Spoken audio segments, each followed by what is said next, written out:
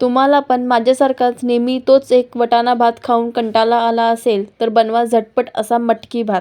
मटकी न खाणारी सुद्धा मटकी भात नक्की आवडीने बनवून खाते. त्यासाठी कुकरमध्ये टाकले तेल, तेलामध्ये टाकले अख्खे खडे मसाले, नंतर त्यात एक मधून कापलेली मिरची, एक काश्मीरी मिरची, कढीपत्ता आणि एक कांदा कापून टाकले.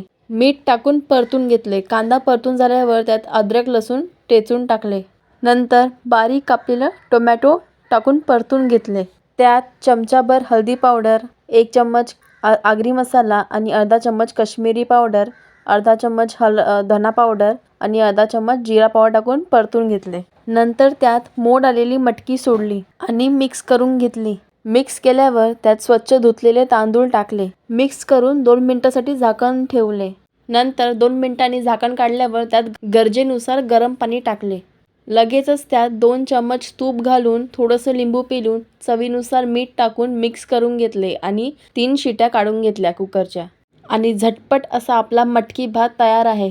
लहान मुलं सुद्धा आवडीने खातील. तुम्ही सुद्धा असाच पौष्टिक असा मटकी भात नक्की बनवा आणि मला कमेंट करून सांगा. खूपच टेस्टी लागतो. सोबत काकडी, लोणचं, तळलेली मिरची आणि पापड एकच नंबर.